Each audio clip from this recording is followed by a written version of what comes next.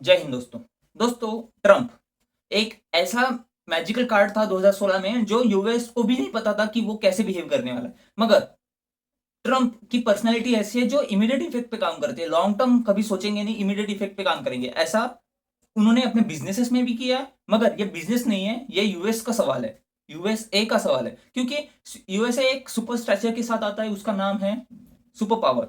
एक बड़े ओहदे के साथ आता है। जब भी यूएस का कोई भी नाम लेता है या सुपर पावर है यूएस, तो टेक फील्ड में ओलंपिक के मेडल्स या फिर इकोनॉमी या फिर मिलिट्री, कुछ भी रहे, सुपर पावर कहलाता है यूएस। मगर पॉलिटिकली बहुत वीक हो चुका है 2016 से यूएस। उस पर कभी बाद में बात करेंगे, अभी आज ट्रम्प पे बात करते हैं। ट्रम्प 2016 से ऐसे ऐसे चीजें करते हुए आए हैं जिसके कारण यूएस बहुत ज्यादा फेमस हो गया है गलत चीजों के लिए। जैसे सबसे पहले 2016 में वो ट्रम्प जब चुन के आए थे, तब पुतिन ने उनको ट्रम्प को हेल्प किया है इलेक्शंस में, ऐसा उन पे दावा लगा था। वहां से ही शुरुआत हुई थी कि ट्रम्प कैसे गलत चीजों के लिए फेमस होने वाले हैं आगे चल के। और ऐसा ऐसा नहीं है दोस्तों कि ये सिर्फ पहले प्रेसिडेंट के साथ हुआ है, मगर इससे पहले भी प्रेसिडेंट के साथ हो चुका है। मगर ये जो चीजें है ना, ये इतनी मतलब इतनी अनस्ट्रक्चर्ड वे में है, इतनी अनस्ट्रक्चर्ड वे में है कि समय बाद जब वो राष्ट्रपति के पद से हट जाएंगे तब भी उनको सोचने के लिए कहा जाए। देखिए दोस्तों, ट्रम्प का स्ट्रेचर मैंने अभी भी कहा है कि वो इमीडिएट इफेक्ट पे काम करता है, वो बिजनेस माइंड से आते हैं, ठीक है। तो अभी देखिए दोस्तों कि बहुत ज्यादा चीजें इन्होंने 2016 वाले टर्म में भी गलत की थी, इस समय भी गलत करे। जैसे इंडिया पाकिस्तान वॉर हुआ। अब देखिए दोस्तों, जब ट्रम्प आए इस सेकेंड टेन्योर में, उन्होंने बहुत सारी चीजें वादा करके रखा था कि हाँ, इसराइल का वॉर रुका दूंगा, रशिया यूक्रेन का वॉर रुका दूंगा, ठीक है। देन ये जो चीजें हैं, एक दिन में वॉर रुका दूंगा, मेरे हाथ में सब कुछ है। मगर वो 20 जनवरी को जैसे ही राष्ट्रपति बन के पहला दिन था उनका, उन्होंने ऐसा कुछ नहीं किया।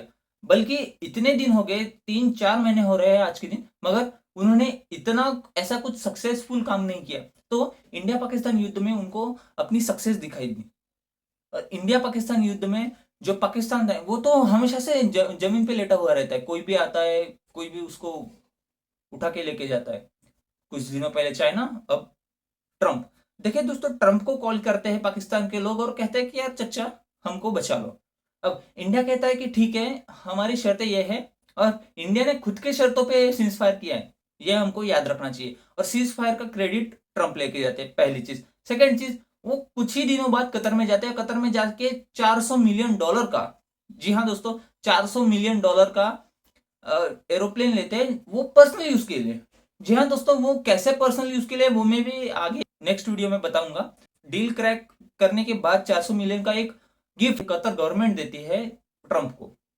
तीसरी चीज दोस्तों, तीसरी चीज, सीरिया के जो प्रेसिडेंट है आज के दिन, प्रेसिडेंट तो नहीं है बट यूएस ने इससे पहले, जी हाँ दोस्तों, यूएस ने इससे पहले मोहम्मद अल जवानी को एक टेररिस्ट करके $10 मिलियन का उनको इनाम रखा था कि इनके बारे में कोई भी बताएगा हमें या फिर इनको मार के गिराएगा तो हम उनको $10 मिलियन देंगे, ऐसा फतवा निकाला था, ठीक है दोस्तों। मगर आज के दिन ट्रम्प ही जाके उनको मिले।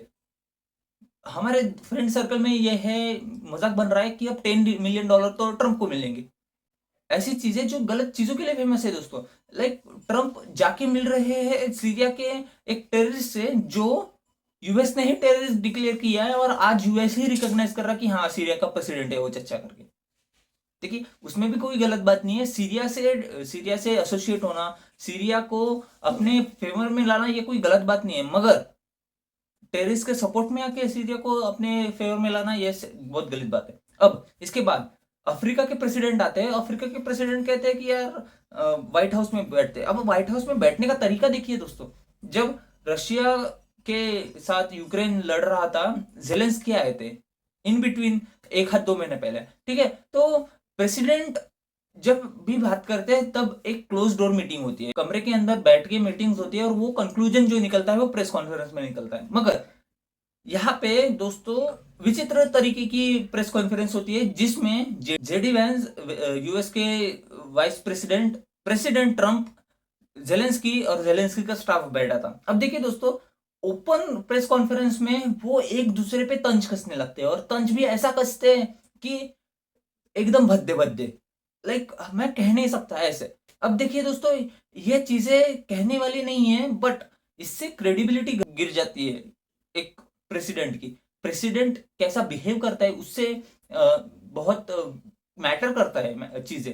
अब ये तो बहुत अलग चीज है। अब इंडिया के कॉन्टेक्स्ट में बातें करते हैं। देखिए दोस्तों, जब टैरिफ वॉर शुरू करने की बात कर रहे थे ट्रम्प, तब ये कहते हैं कि वो बहुत सारे कंट्री के जो प्रेसिडेंट है या फिर लीड ऑफ दी कंट्रीज है, वो मेरी एस को लीड करते हैं फॉर व्हाट, मैं उनके कंट्रीज को टैरिफ ना लगा दूं। ये एक प्रेसिडेंट के शब्द है। देखिए दोस्तों, मेरी एस को लीड करने के लिए तैयार है कंट्रीज के लीड्स फॉर व्हाट, क्योंकि मैं उनके कंट्रीज पर टैरिफ ना लगाऊं। ये पहली चीज। दूसरी चीज, टेलर स्विफ्ट पे अभी वो कमेंट करते हैं, जब से मैंने उनको क्रिटिसाइज करने लगाया मुझे वो हॉट फील नहीं होती है। टेलर स्विफ्ट एक बड़ी पॉप स्टार है। थर्ड चीज, देखिए दोस्तों, वो एप्पल कंपनी को कह देते कि यार इंडिया से अपना बोरा बिस्तरा उठाओ और यहाँ पे यूएस में लेके आओ, विच इज नॉट एक्सेप्टेबल। क्योंकि एप्पल बहुत बड़ी कंपनी है। पहले एप्पल को कहते हैं कि चाइना से उठा के कहीं और लेके जाओ, चाइना से उठा के वो इंडिया आ जाती है। अब इंडिया में नहीं करना है, आपको नहीं करना है। ट्रम्प कहते हैं आपको इंडिया में नहीं करना है, आपको यूएस में करना है, बट यूएस में वेजेस ज्यादा है। अब 1 लाख रुपए का आईफोन है, यूएस में मैन्युफैक्चर होगा तो वो 3 से 4 लाख रुपए यूएस के लोगों को पड़ेगा। इतना इफेक्ट पड़ेगा। और इंडिया में आएगा, इंडिया में और टैक्सेस लगेंगे, तो इंडिया में तो वैसे ही एप्पल का सेल्स गिर जाएगा।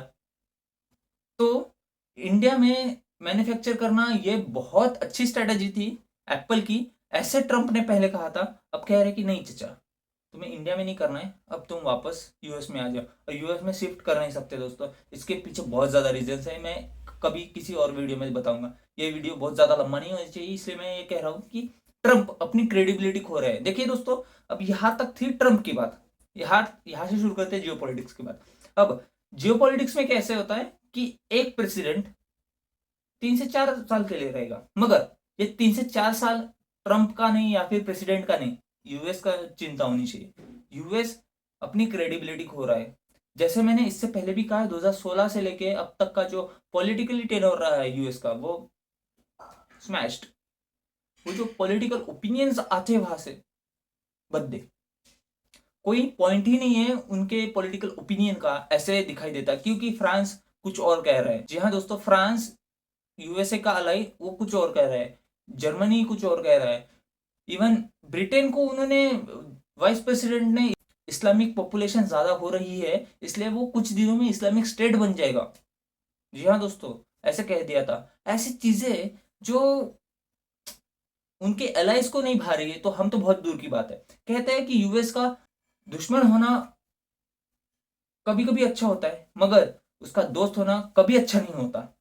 और यूएस अपने स्ट्रक्चर को कैसे खो रहा है उस पर भी हम बाद में वीडियो लाएंगे। मगर ये जो चीजें, छोटी छोटी चीजें, ये 4 साल का टाइम स्पेन बहुत बड़ा होता है। अब आप इमीडिएट इफेक्ट पे काम करने लगोगे तो बहुत बहुत गंदी बात है ना चाचा, कि आज हमारे पड़ोसी ने हमको मार दिया, ठीक है, हम उसको पूरा ही फिनिश कर रहे हैं, ठीक है। इसमें यूएस का कोई रोल नहीं है, इसमें यूएस का कोई रोल नहीं है शुरुआत से लेके अंत तक। अब देखिए दोस्तों, यूएस के प्रेसिडेंट और वाइस प्रेसिडेंट की यहां से बेवकूफाना हरकत दिखती है कि यहाँ पे यूएस पहले स्टेटमेंट देता है, कहता है कि मैं गलत हूं, फिर मैं स्टेटमेंट वापस लेता हूं, पहले टैरिफ लगाऊंगा, फिर कहूंगा कि हाँ मेरी इकोनॉमी पे इफेक्ट पड़ रहा है इसलिए मैं कुछ देशों को रिलैक्सेशन दे रहा हूं, फिर कहता है कि नहीं नहीं ये टैरिफ कम होंगे। कुछ भी डिसीजंस, पहले डिसीजंस दे देना, फिर कहना कि नहीं नहीं नहीं नहीं ये डिसीजंस मेरा गलत था, वो इमीडिएट इफेक्ट वाला था, हम अभी थोड़ा लॉन्ग टर्म में देख रहे हैं। तो यहाँ पे यूएस प्रेसिडेंट के हाथ में बहुत सारी चीजें होती है। अब यूएस प्रेसिडेंट ने इससे पहले भी 2016 से लेके अब तक का कैसा टेन्योर रहा है उस पर एक पूरा इन डिटेल वीडियो आएगा, जिसमें इंडिया के खिलाफ क्या क्या था वो मैं पूरा डिकोड करूंगा। तब तक के लिए बने रहिए दोस्तों। जय हिंद।